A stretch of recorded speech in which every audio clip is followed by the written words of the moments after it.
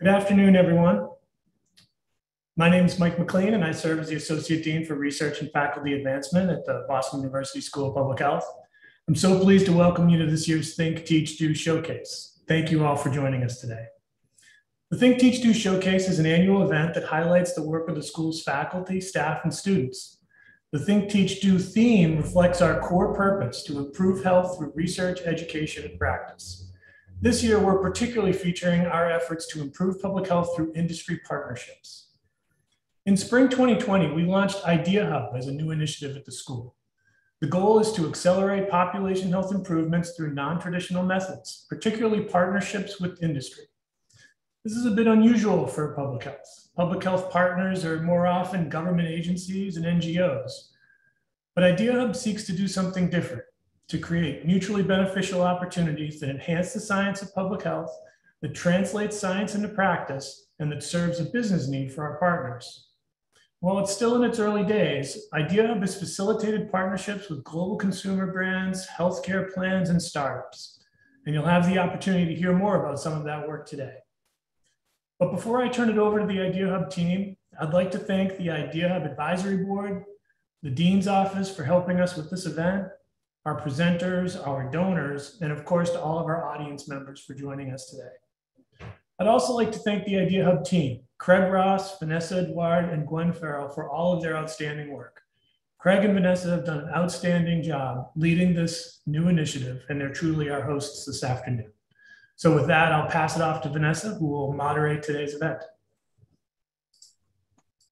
Thanks, Dean McLean, for that welcome.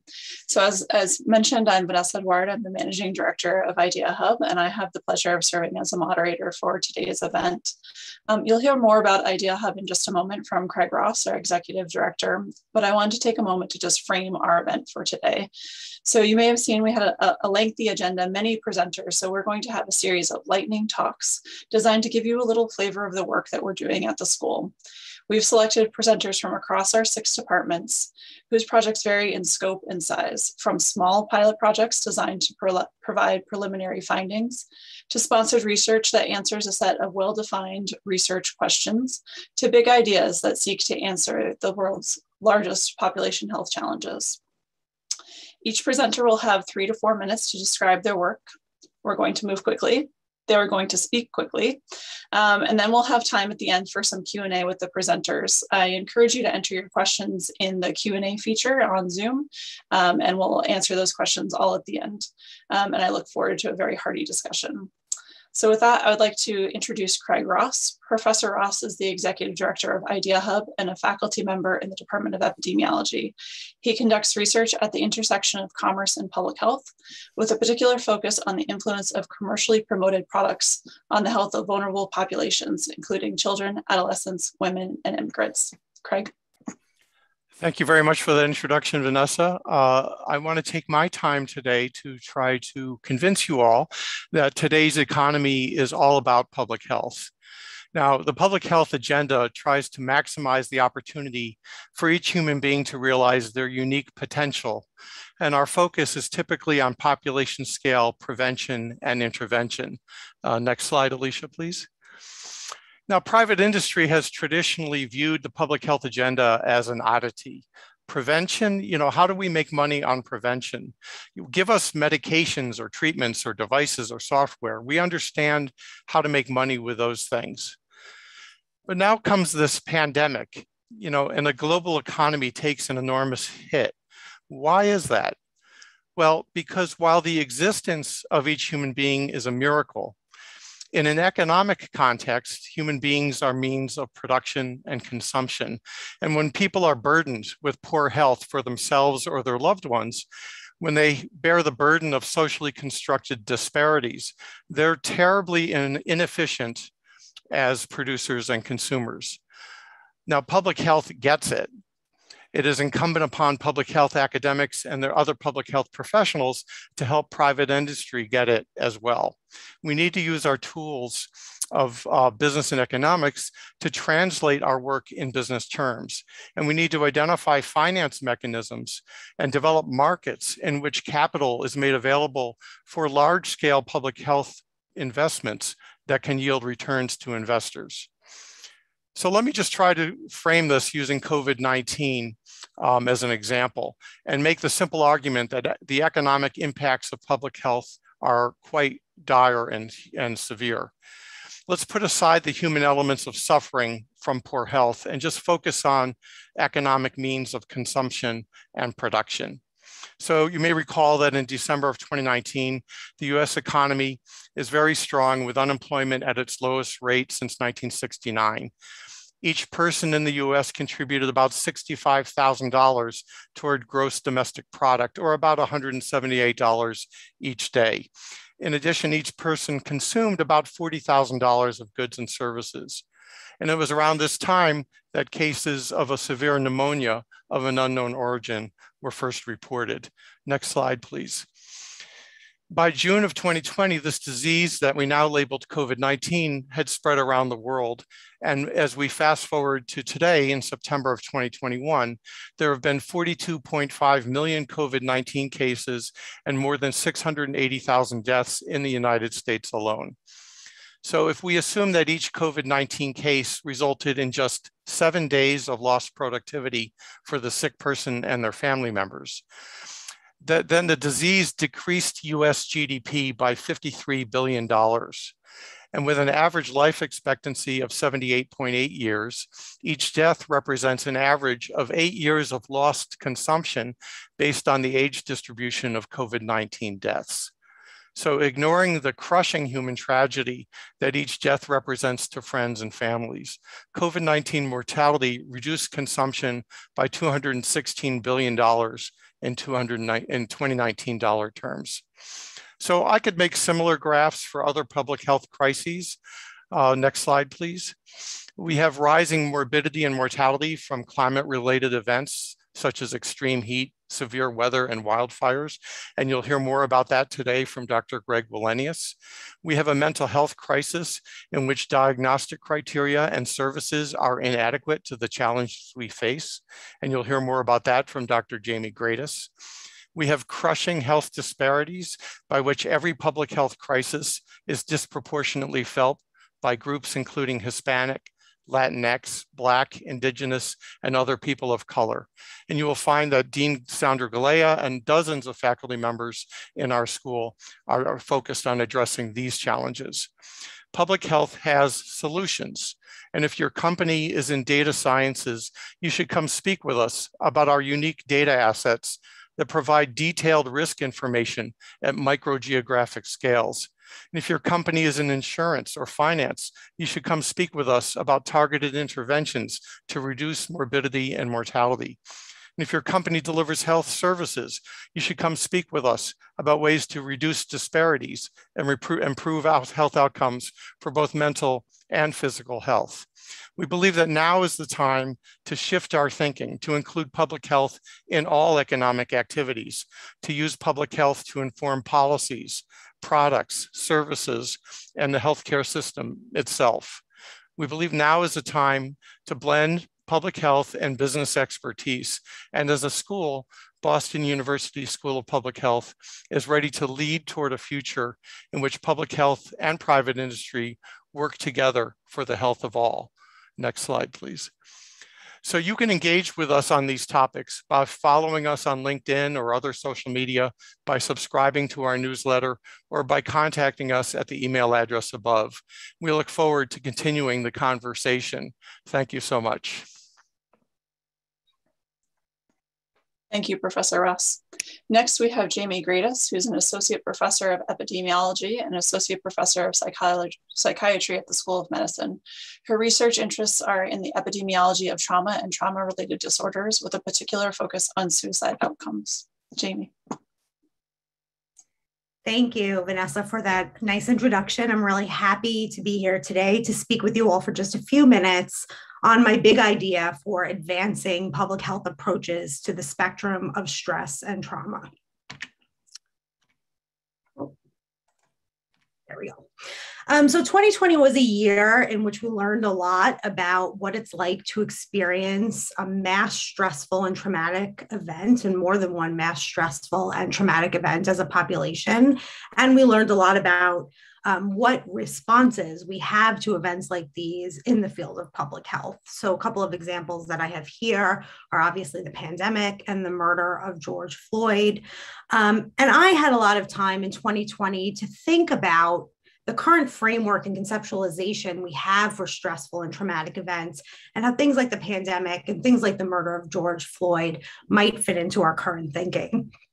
So for anyone that doesn't know that much about this area, stressful events are typically things that are worrisome, but not necessarily things where you might be worried about imminent injury or death. So financial stress, caregiving, work, divorce, moving. And contrast that with traumatic events, which are events in which you might be worried about potential serious injury or death, either to yourself or to someone or that you might witness. So traumatic events are things like natural disasters, death of a loved one, military service, assaults of different kinds, and car accidents. And when I got to thinking a little bit about the pandemic and the murder of George Floyd in the context of these definitions, it occurred to me that if you are a person who became sick from COVID-19 and were worried that you were going to die, or if you had a loved one become sick from COVID-19 who was very sick or did die, those things might be traumatic events. But at the same time, there are many of us who were not in the situation of either becoming sick with COVID-19 and worrying about ourselves or worrying about loved ones. And yet we still had this very looming threat over all of us from the pandemic. And so in 2020, I began to think about the ways in which COVID and George Floyd murder really highlighted these different definitions and where they might fall short. And it led me to think about some other events that might fall under these categories. So global warming is another example. If you're a person who's been in a natural disaster and we're really worried for your health and safety during that, that would certainly qualify as a traumatic event. And we know natural disasters are becoming worse as a result of global warming. And yet many of us have not been in a natural disaster, and yet the threat of global warming still looms in our lives. Other similar events could be thought of school shootings, political unrest, and certainly terrorism. And so when I began thinking about these things in 2020, I started to think about what kind of response we have for events like these that may not be traumatic for the majority of people that are living while they're occurring, but still are incredibly stressful for a lot of people. And if you just do a quick Google search of the centers that exist for treating trauma and trauma-related disorders and stress-related disorders, really the bulk of them focus on trauma. And this is something that I think about a lot within psychiatry. Psychiatry is really largely a crisis-based system. So public health has made great strides with things like cancer and cardiovascular disease, where there's screening in place that can help catch people and intervene before they get really sick. But we just don't have the same level of public health intervention in the mental health space. And so I think that we really need to start to think about moving beyond this crisis-based system in mental health and thinking more broadly about the ways that stress might impact everybody on a large scale.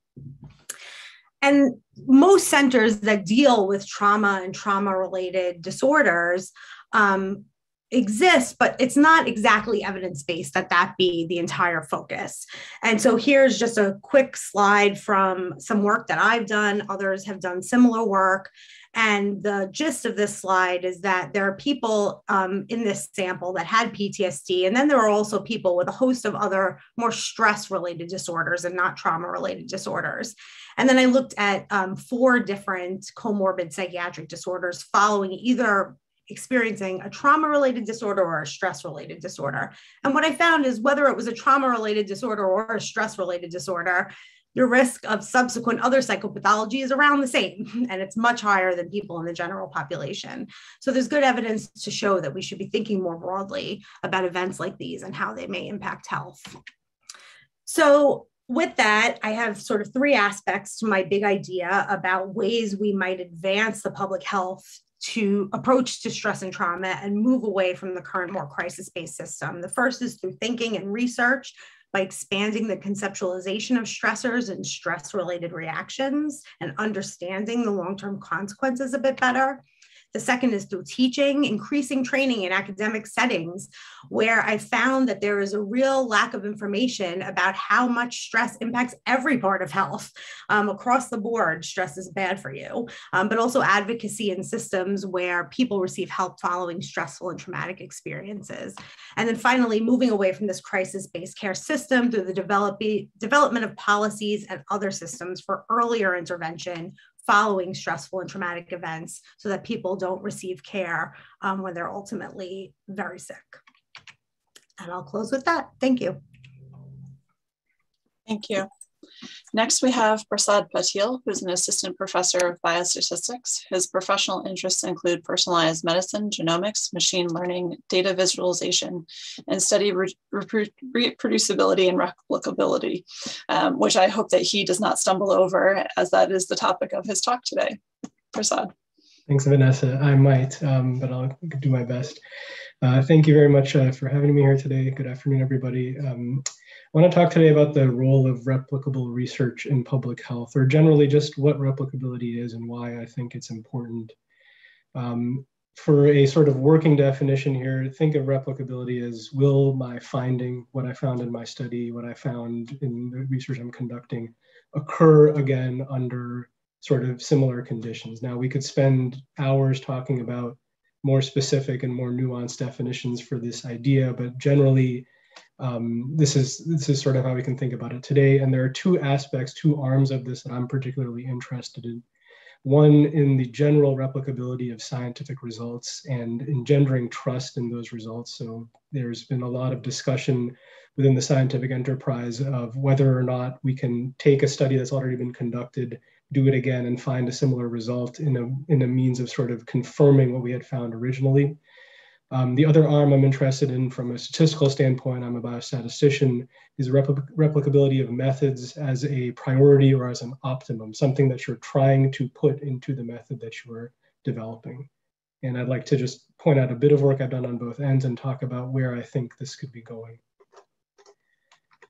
So as I said, there's been sort of heated discussions within science and outside of science regarding how replicable scientific research really is, and how much trust we can put into the results that we're publishing in our top journals. And a lot of this discussion sort of happened. People were sort of afraid that science was not as replicable as we needed it to be. And solutions were already sort of posited. People already started to try to fix the problem before it was really, in my opinion, very well characterized. And part of the difficulty in characterizing this problem and a lot of the back and forth that occurred sort of within our walls was because these terms, replicability, reproducibility, validity, are sometimes vaguely defined when we talk about them, but also have very specific and very sort of detailed definitions within particular subfields of science. And so when I talk about replicability, it might mean something different to somebody who's a bench biologist or somebody who's in artificial intelligence and so on.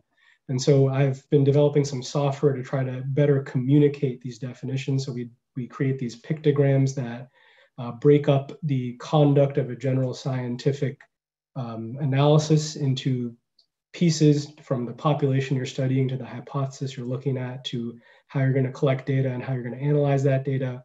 And we use these little pictures to define what we think a reproduction is, what we think a replication is, and use those definitions to then evaluate existing reproduction and replication efforts that have already been conducted and published in various walks of science. And we feel like this is sort of an important first step to take, to set expectations and to set definitions before we actually start trying to evaluate how large of a problem this is and how we're going to begin to fix it. The other arm that I'm interested in, I'm very much interested in developing predictors, risk predictors for classification and characterization of patients within the clinic. And oftentimes these are proposed within the literature, but they don't very often translate into something that can actually be used in the clinic. And that has to do with the fact that the predictor doesn't perform as well in a new setting as it does in the setting in which it was trained and initially evaluated. So we did a sort of deep dive within the realm of genomics for ovarian cancer and looked at how predictors are developed, what sorts of methods from the machine learning standpoint are used, what sorts of methods are used to combine data sets, combine different sets of information that might be heterogeneous in different ways to improve sample size and to improve generalizability, and what the sort of interplay is between the method you use and how you combine or weight the data. And we found that there are different patterns across different methods, and sometimes combining data is more important. Sometimes keeping data separate and combining models is more important. And so developing guidelines for these things and trying to target making your model replicable or your finding replicable, I think is an important endeavor. And I wanted to bring this up in this setting because a main challenge within science is that the incentives are not often very well aligned to these things. So it's very often more important to identify a surprising finding and get that finding published in a top journal than it is to confirm that the process you use to get to that finding is something that someone else could follow to find something similar. So I think that the improving those incentives within scientific research is not just something that we can do ourselves. We need help from the outside, from industry partners, from the public, to make this something that everybody wants to do and something that everybody can do. So that's all I have for today. Thank you very much for your attention. Thank you. So one of the things that we try to do at Idea Hub is to involve students in all that we do, because of course we are working at a school. So Maria Gilos is our student presenter on the panel today, and we're very pleased to have her. She is a second-year MPH student with a focus in community assessment, program design, implementation, and evaluation. She has a passion for empowering communities to leverage their strengths to improve health outcomes through the use of evidence-based practices, and is currently applying to medical school. Maria. Thank you, Vanessa, for that introduction. Welcome, everyone. Today, I will be talking about Young Public, which is an initiative to amplify young voices to transform the role of social media in public health messaging. Before I get started, I would like to thank both Innovate at BU and the Idea Hub for providing the funding, institutional support, and guidance throughout this journey, as well as our faculty advisors, Dr. Gordon and Dr. Lipson. Lastly, I'd like to thank my team, Haley, Indigo, Gretchen, Paridi, and Dika, because without them, Young Public would cease to be the exciting project that it has become. So the public health challenge that Young Public aims to address has two facets, one of which is health communication online. I'm sure we're all very familiar with health misinformation on social media, and it can be hard for young people to discern what's true when it comes across their screen. And this is really important when we consider the fact that about half of young people use social media daily. And knowing that decision-making and risk-taking skills are not fully developed or refined until the early 20s, this introduces a lot of unknowns into the equation when we think about health misinformation on social media. Additionally, young people tend to model their behavior after their peers, which highlights the second facet of the public health challenge that Young Public aims to address, which is the lack of youth-led health communication and youth-led social change. And so at the intersection of health communication and youth-led social change sits our vision, which is collaboration with youth as co-creators and co-leaders. Using a peer mentor model, we hope to guide youth in distributing accurate and relevant health information to their peers. And through this collaboration, we hope to empower them to use their voices to create positive change in their communities. So by engaging their peers on Instagram, which is a platform that they're already familiar with, we hope that Young Public becomes a space for young people to engage in advocacy on topics they're interested and passionate about. You may be thinking at this point, well, who's done this already? And it turns out not a lot of people. I was initially inspired to take action by the Johns Hopkins School of Public Health Instagram page. And all rivalries aside, they have a lot of really fun and refreshing content on ever-changing COVID guidance. But ultimately, this page is not youth curated, nor does it speak to other public health topics. There's also the It Starts With Youth project, which engages elementary age school kids in discussions about social justice and bias, but it is not health communication focused, and ultimately Young Public aims to engage young people who are in high school and middle school. So no resources to date combine youth-led content that delivers trusted and accurate public health information in one click and empowers young individuals to call for action in a way that Young Public aims to do. There's quite a bit on this slide, but I'm just gonna focus on a couple points. We've been really actively engaged in the community outreach to speak with community leaders about this project and its feasibility, as well as any potential interest in the community for collaborating with us on this project. And through this community outreach, we've actually been able to conduct 2 focus groups at 2 different youth community organizations in Boston, which I must say were incredibly inspiring to be a part of. To prepare for these, we spoke with teachers, professionals, and young people to understand the ins and outs of working with them and how to engage them on Zoom after over a year of online learning. As we move forward, we're continuing to develop Young Public with the support of the Idea Hub and our faculty advisors. We're working through a budget and a detailed implementation plan to ensure sustainability of the project and really make sure that we're making an impact in our community. We're also considering partnering with a student org so that we can potentially institutionalize Young Public in the school. We're also in the process of potentially securing a partnership with a community organization in Boston to collaborate with a group of really committed and motivated young people to launch our page. And we do all of this so that we can create, collaborate, and share with the world. Thank you, and look out for us. Thanks, Maria. Next, we have Megan Healy, who is a clinical assistant professor in the Department of Epidemiology. She is a molecular epidemiologist with expertise in epigenetics and breast cancer. She was trained as a bench scientist and hopes to transition from that biomedical science background to public health to leverage her interdisciplinary background to improve the health of populations. Professor Healy. Thank you so much for that introduction, Vanessa. Welcome, everyone. And I just wanted to take a few minutes of my own time to say thank you so much to Maria and to the Young Public team. The work that you're doing, that you're initiating and sustaining is just amazing. And it's such a model of public health action for students. So you should be so proud, as I'm very proud of you. I want to say on behalf of our BU research team, though, that I'm excited to talk about our work on applications of molecular epidemiology for breast cancer screening.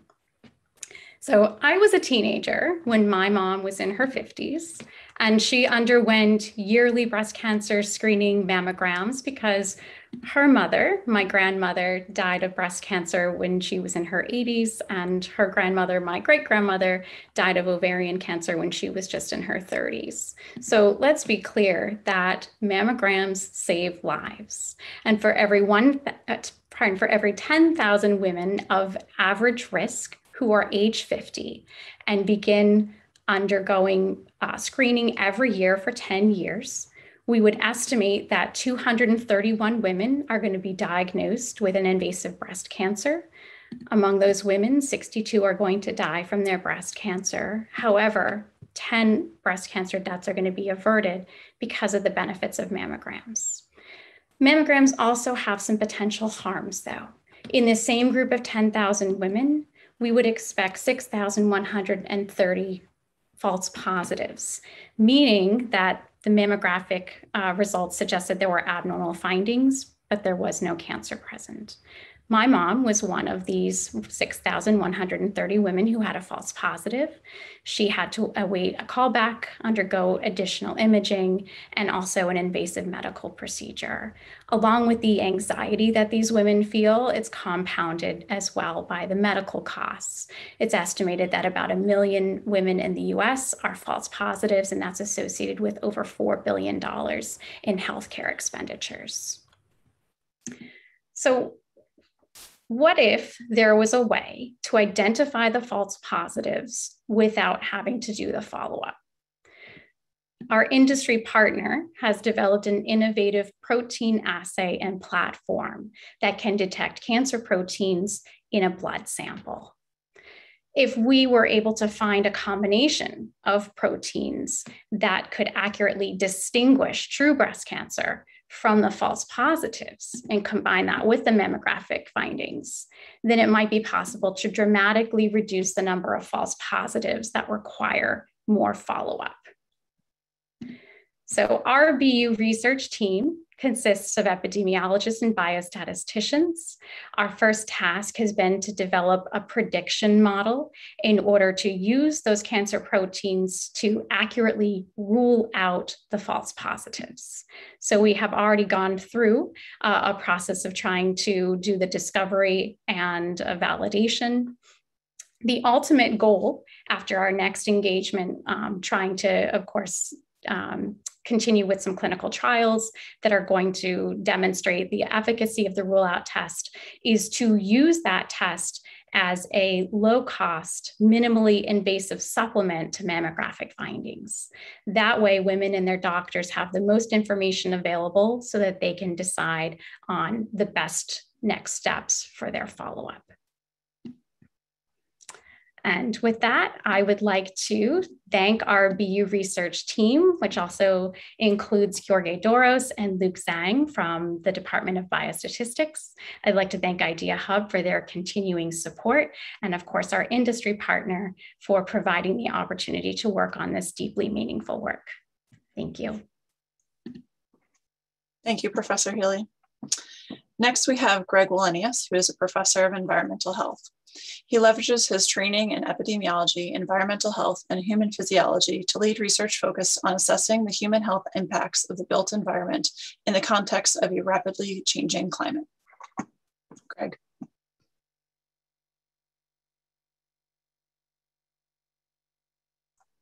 Greg, just unmute yourself, please. Darn, sorry. So thank you very much, Vanessa, for the introduction and the invitation to be here. And thank you all for participating today.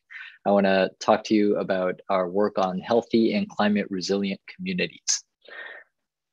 So broadly, climate change has a number of impacts that are really well documented in the literature and also really publicly evident now, including changes in creating more extreme weather events such as heat waves, even episodes of extreme cold that we're not prepared for, heavy rains and floods, droughts, severe storms of other kinds, and of course, wildfires.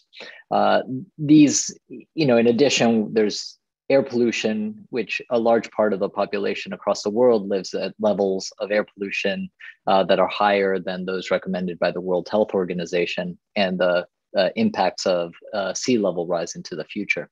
So we care about the environment, we care deeply about the environment, but really we primarily care, and many people will care about the impact of changes in the environment on our ability to live in that environment.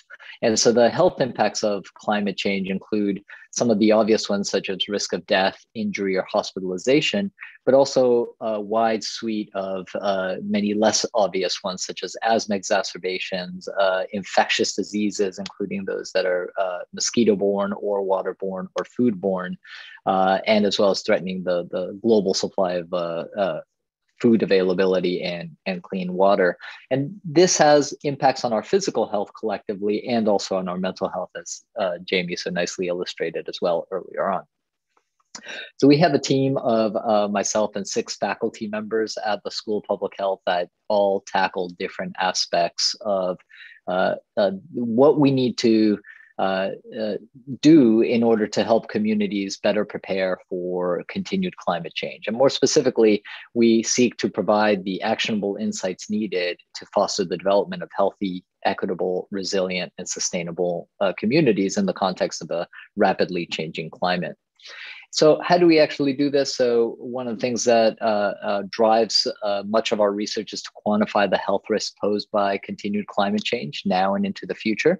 So I showed you, in the previous slide, just a couple examples of these interconnections between our changing climate and health, but there's many, many more connections. And by putting a number on it, we can measure the impacts that we're seeking to avert.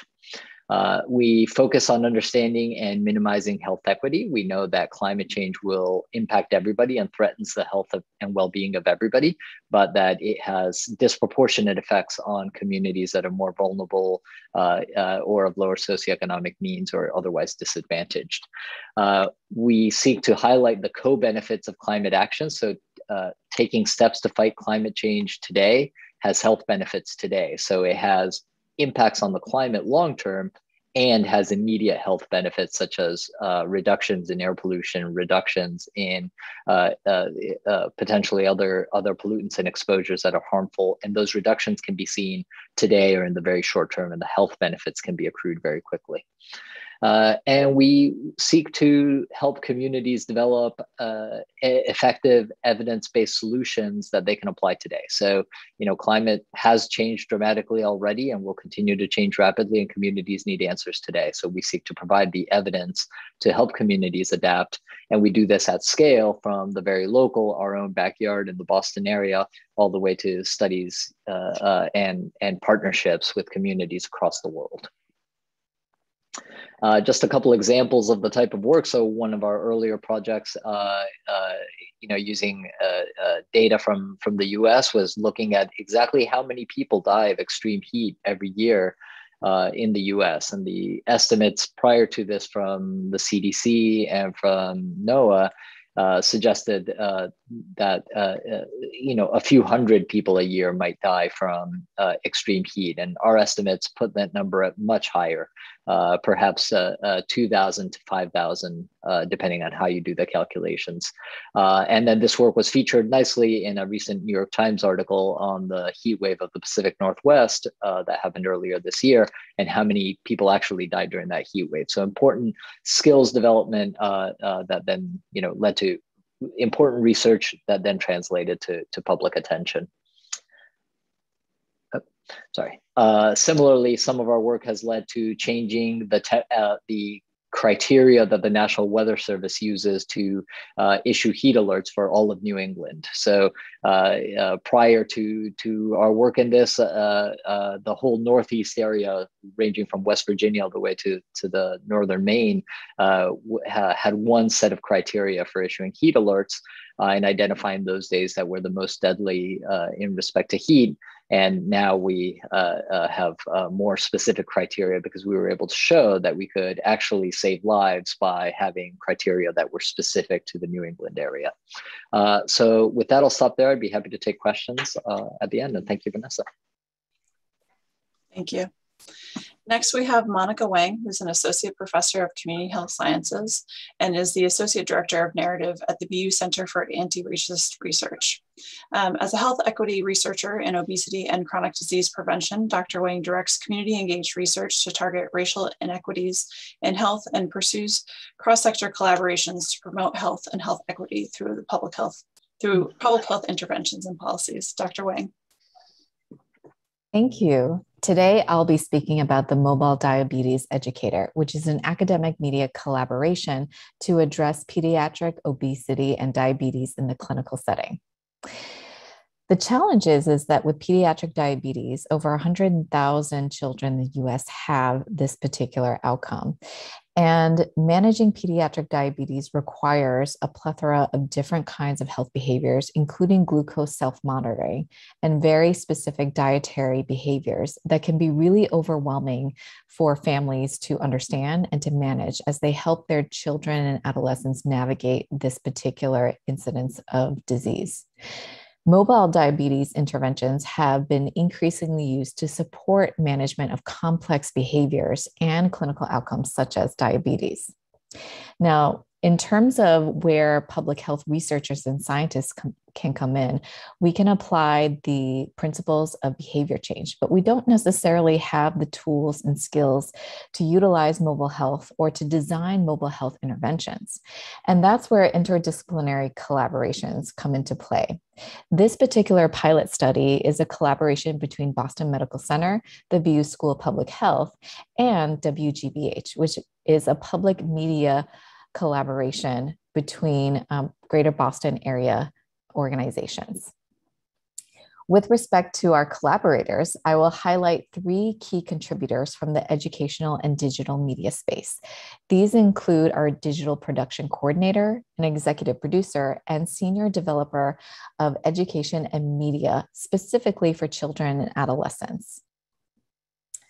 With respect to the specific intervention that we developed, we focused on a mobile diabetes educator. And the goal was to really recreate and reshape what health education looks like in the clinical space. Traditionally, health education around pediatric diabetes management focused on text-heavy paper and pencil or manual types of information.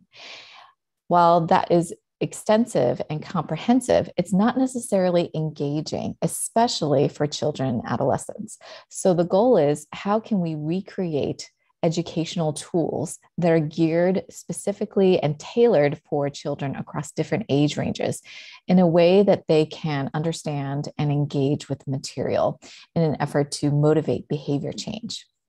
What we did was we focused on developing a mobile-based educational interactive ebook that involved games and sharing of information in a way that could be specifically tailored for youth ages 5 through 14.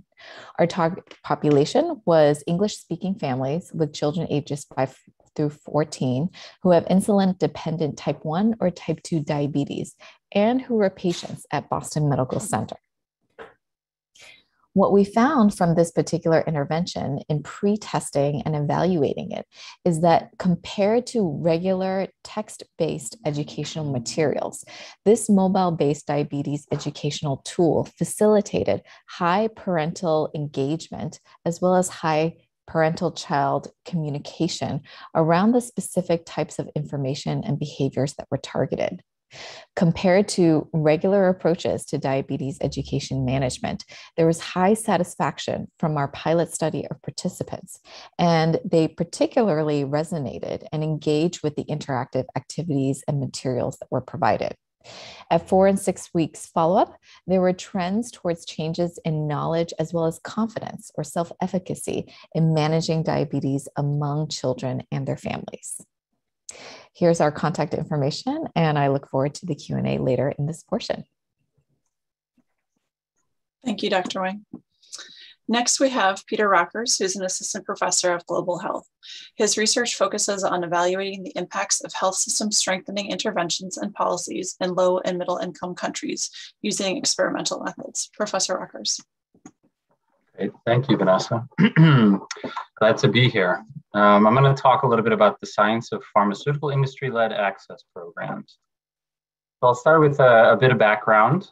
So there are increasing calls from governments, from civil society, and more investors for pharmaceutical companies to contribute to global efforts to improve access to essential medicines.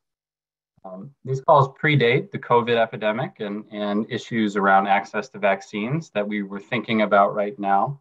But given the COVID environment we're currently in, these calls have grown more urgent over the past year. Several companies have responded, and we're seeing many new access programs have been established by companies in recent years. Just to be clear on what we mean by access programs, we're primarily talking about these are social programs. Many of these programs operate out of traditional CSR, corporate social responsibility units within companies, and are fundamentally philanthropic in nature. But increasingly, we're actually seeing companies adopt more social business models for these programs. These social business models somehow seek to balance commercial and social aims within the program. Companies are using a diversity of strategies in these programs. Some of these strategies are more core to the company business. For example, related to manufacturing or licensing or pricing of medicines. But we're seeing lots of programs that are also outside of the core business, focused on supply chain strengthening, health system strengthening. So our team at BU, led by myself and Veronica Wirtz, and until his recent retirement, our colleague Richard Lang, we worked with several companies to strengthen the science behind these programs. And really the aim of this work is to make these programs more effective. So I'm going to just talk about a few examples of the types of projects we engage with the pharmaceutical industry on. first, we have a project with Roche, and we've developed a set of tools that the Roche team has integrated into their processes for designing, monitoring, and evaluating their access programs. As part of this work, we've developed these tools. We've also conducted some trainings for Roche staff on the fundamentals of program design, monitoring, and evaluation. We've conducted similar trainings for other companies. So part of this work is to build internal capacity at companies to apply a more scientific approach to how they design and think about their access program. Second, we recently completed a first of its kind rigorous evaluation of the Novartis Access Program, which is a Novartis program that offers a portfolio of medicines at a reduced price. We worked with Novartis to randomize the implementation of Novartis Access in Kenya. We worked with a local research partner to collect data over 3 years, data at facilities, data from households throughout the country. And then we analyzed those data and we published the results of that evaluation in the Lancet Global Health a few years ago. Finally, as part of ongoing work we're doing with a large industry initiative called Access Accelerated, we've established a framework and a public reporting platform for access programs called the Access Observatory, where more than 20 companies have reported on more than 100 access programs that they operate all around the world. So I want to talk just briefly about the principles that we abide by as we go about this work, which I think these principles are really important when we think about how academia works with an industry like the pharmaceutical industry or any private industry. Our goal in all of this work is to produce public goods, to advance the science of access as an open science. So with that being said, we don't sign standard service agreements that the pharmaceutical companies are used to using when they contract out services. Instead, we insist on agreements that protect our principles. And I just want to note that the BU's Industry Engagement Office has been tremendous in helping us protect our principles in the kinds of agreements we negotiate with companies. We publish all of our agreements online so that we demonstrate transparency in our own work. And that's a key part of sort of our engagement. As mentioned on this slide, we obviously bring a lot of rigor to our work, which is a key part of the value we can bring as academics, but we always try to represent the public health perspective to make sure that these access programs are really, to understand the impact that they're having on improving public health and social outcomes. I'll end there. I'm very happy to discuss during the Q&A. Also happy for anyone who wants to learn more to reach out to me directly. Thank you. Thank you, Professor Reckers. Last, but certainly not least, we have Paul Schaefer, who's an assistant professor of health law policy and management and an investigator at the Partnered Evidence-Based Policy Resource Center at the Boston VA healthcare system. His research focuses on the effects of structure and implementation of state and federal health insurance policies on coverage, healthcare use, and health. Professor Schaefer. Thank you very much. Excited to be here with you all. I'm going to talk a little bit about finding social needles in a medical record haystack. A big problem in public health, as you all may have heard, this term of art called the social determinants of health.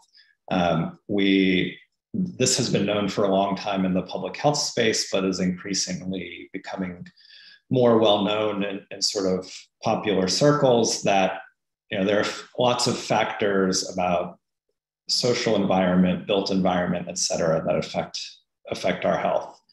And so we have a great partner, Renova Health, based in Franklin, Tennessee, that is working with Medicare patients who are part of their chronic care management program and remote patient monitoring programs.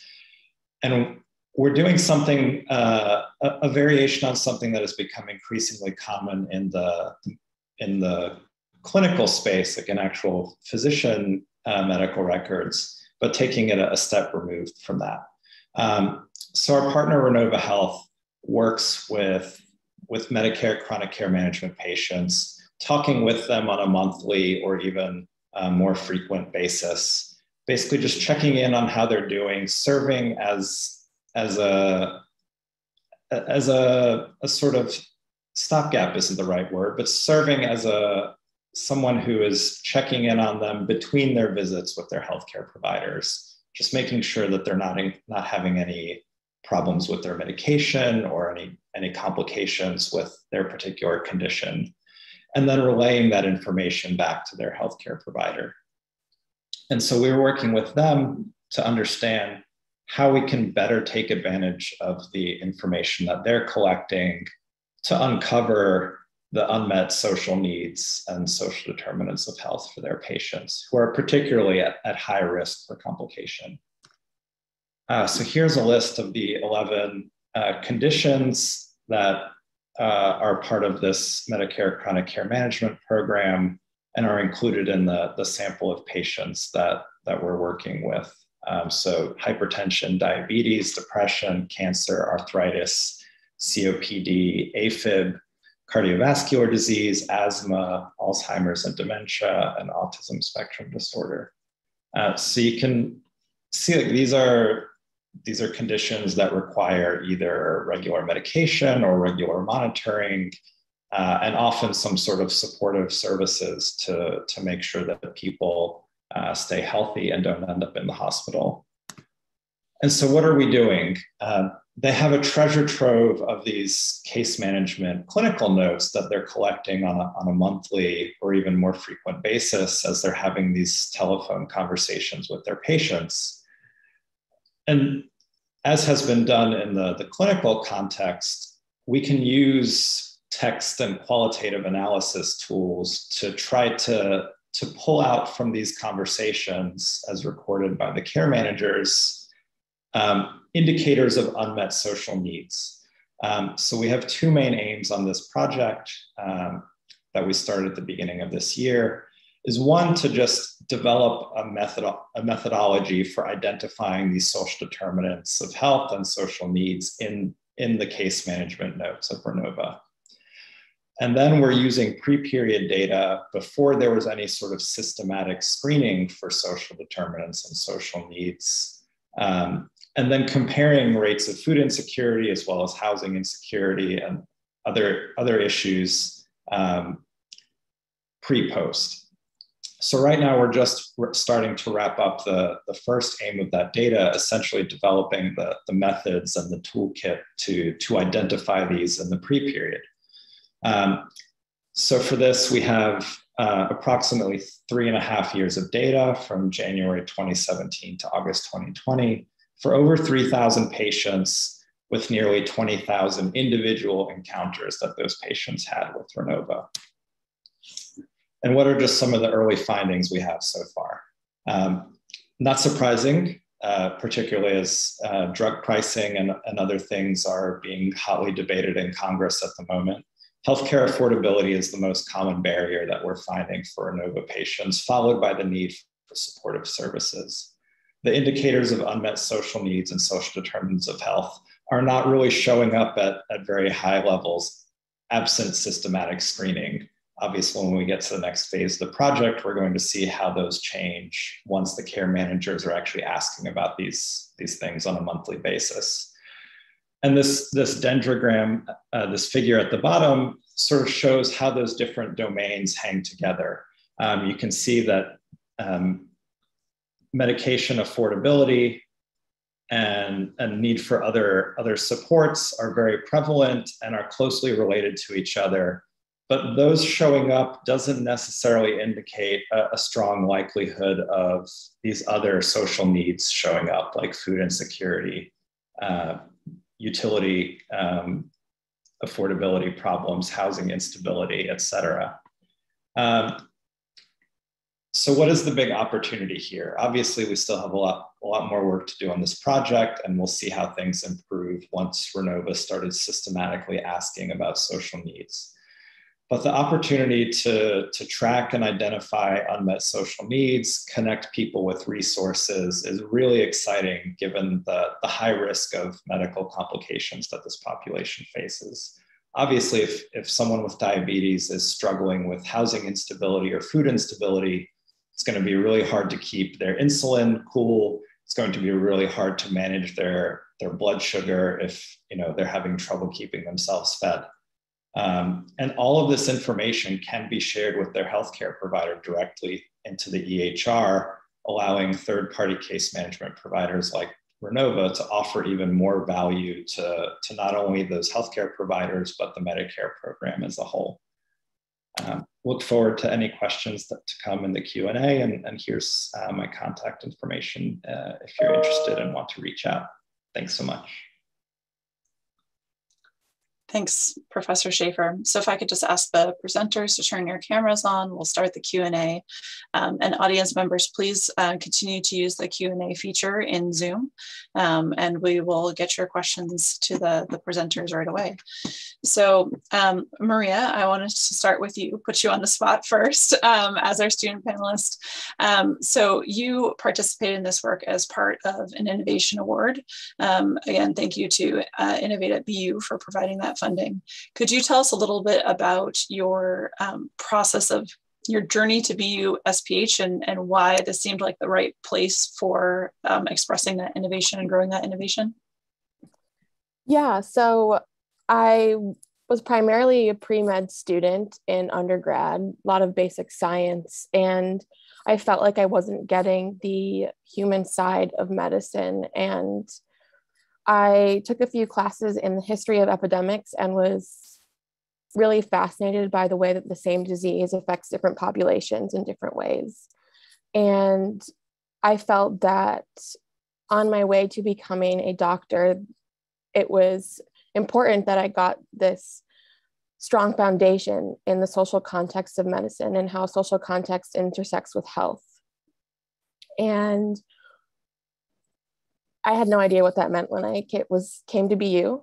And in my classes, in my core classes, I learned about some alternative methods of behavior change. And with all that was going on in the world with COVID and the Black Lives Matter movement, I just felt that I wanted to do more. And I kind of flexed my communication skills. I reached out to the Idea Hub, the Activist Lab, which was nerve-wracking as someone who didn't know what I was doing. Sometimes I still feel that way. And the support that I received from the faculty at the Idea Hub and just at BU in general has been amazing. And now we're here and Young Public is in the works and I'm really excited about it. Thanks so much. I really like to keep students at the center of all that we do at the school. Next, I was hoping to turn to Greg or Peter. Both of you have long track records of working with industry. And I wanted to ask what you look for in industry partners as you're approaching those partnerships. Sure, I can start with that. So as you know, I have relationships with Google and with Optum Labs, which is a subsidiary of United Health Group.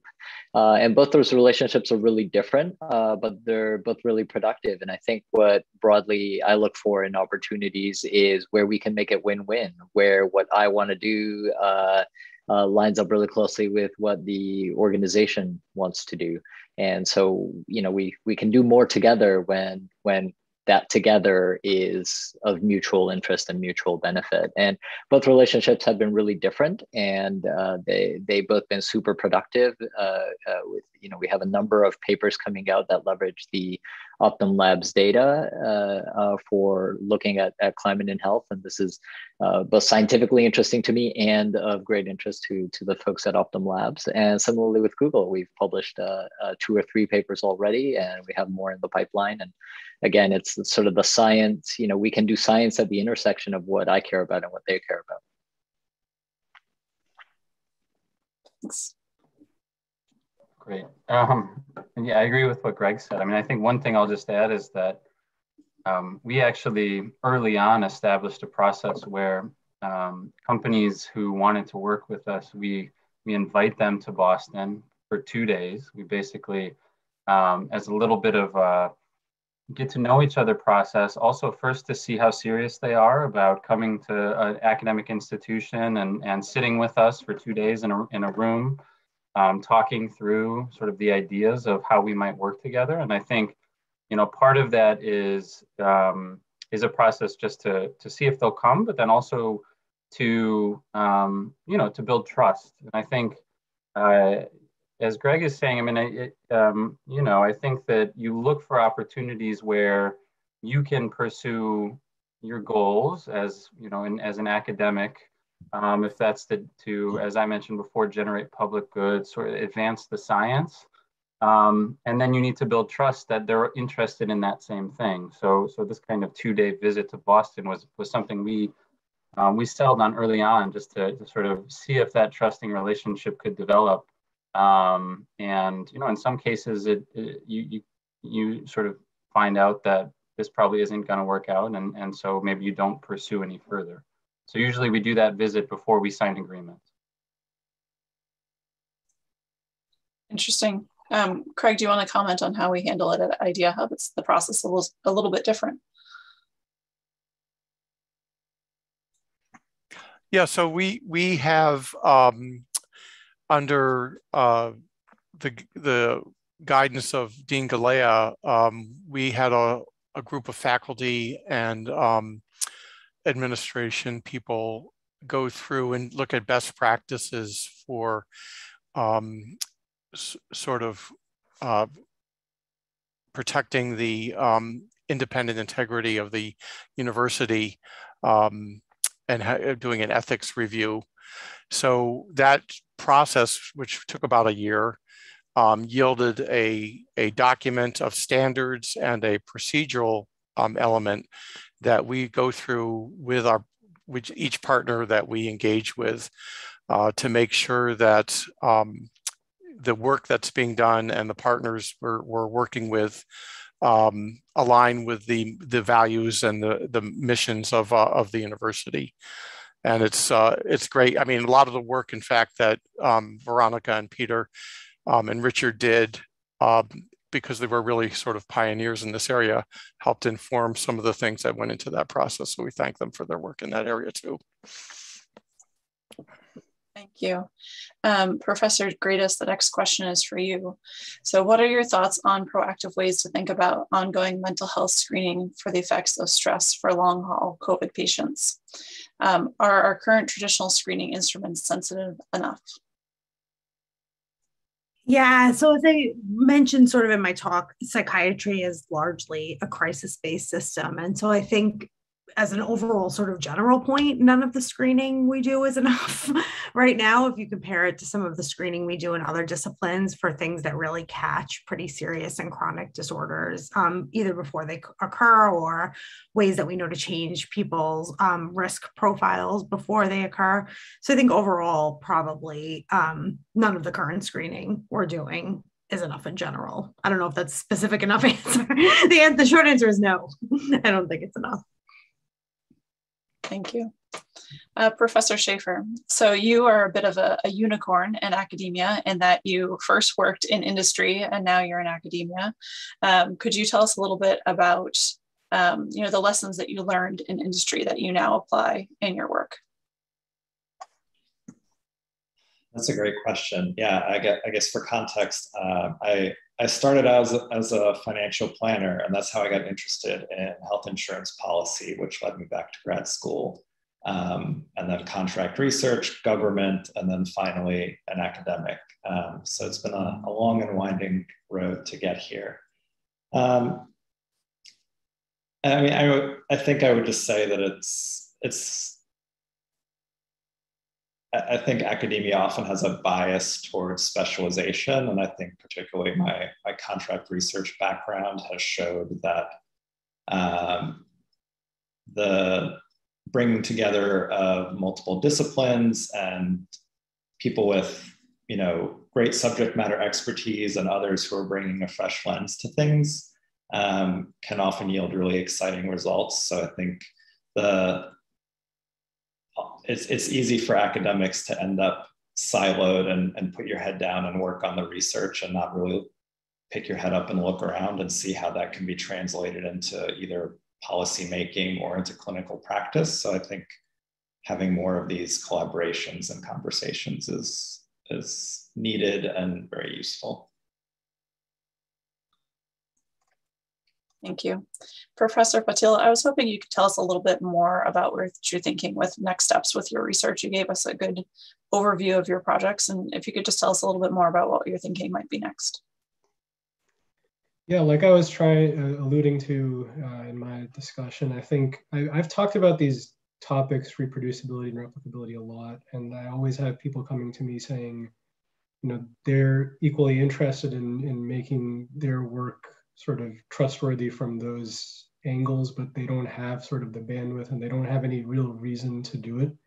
And within academics, we're sort of trying to put sort of, I don't know, some form of incentive on these things. So journals have certain policies that they're putting into place that are getting people to try to share their data or share their code or share their materials more effectively, but there's still, we don't write these things into our grants. When we're doing large scale studies, we don't have support to do these kinds of things. So I think thinking about solutions from those ends, I mean, from the statistical standpoint, I'm really interested in understanding more about how to evaluate the work we're doing, but from a practical standpoint, thinking about what sort of incentive structure would make sense to promote this type of work and to promote this as a common feature of research that people do in general, I think is important. And I think we don't have that mindset yet. So trying to find people who are equally interested in that.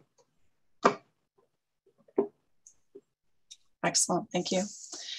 Dr. Wang, I was hoping you could tell us a little bit more about your involvement with WGBH and the importance of communication to your project and translating your work to the public.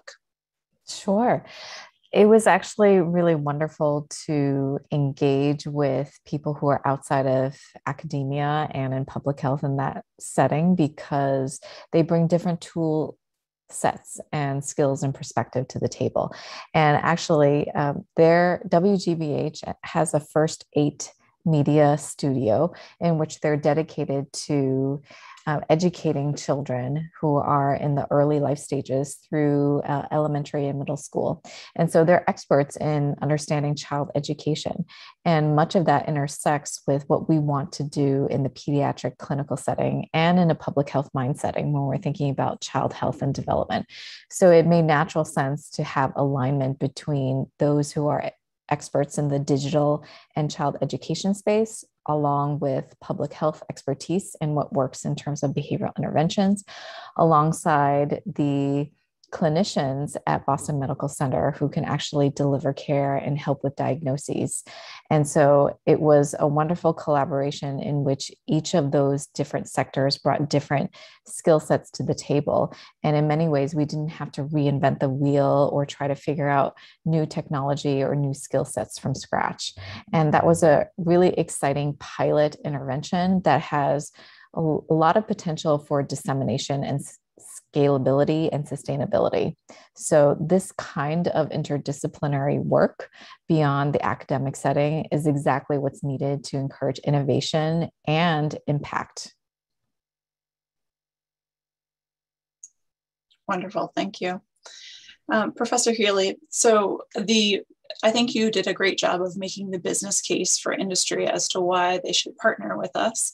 I note that in your day job involves a whole lot of teaching. I was wondering if your process of working with industry has changed how you approach things in the classroom. That's a great question, Vanessa. I'd sort of like to go back to the framing of the agreements that we have with our industry partners.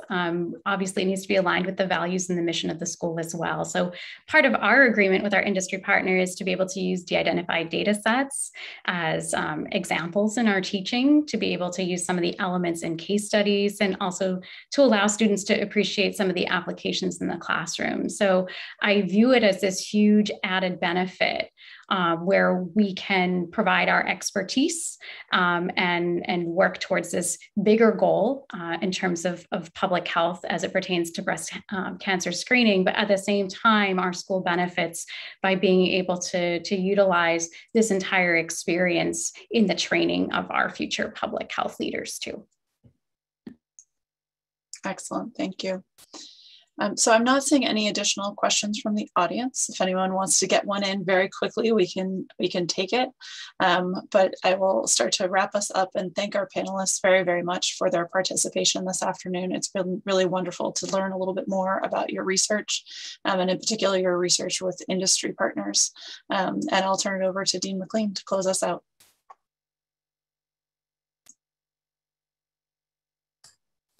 Thank you, everyone.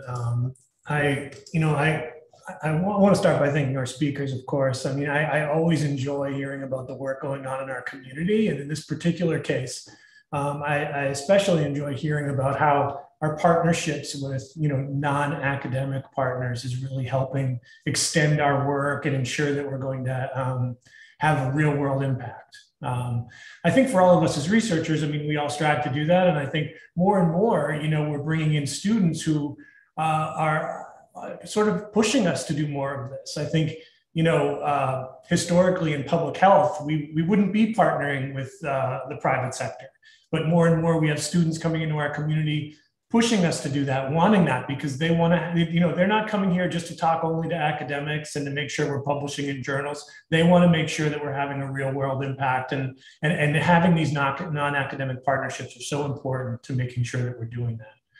I also want to thank the Idea Hub team, Craig Ross, Vanessa Edward, and Gwen Farrell for their leadership in moving this forward. Without all of their work at Idea Hub, the showcase, wouldn't have been possible.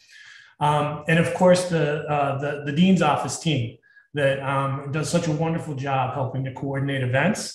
It occurred to me that in some ways, event planning and public health have a similarity in that when things go really well, there's a risk of underappreciating how important it is to have great people doing great work. And in a case like this, where everything went well, it didn't happen by magic. It went well because we had Alicia Noel and Meredith Brown, who helped coordinate us and shepherd us through the steps to make sure this went smoothly. So thank you to you both. And finally, thank you for everyone joining us. We really appreciate that you joined us here this afternoon. Thank you so much, and I hope you have a good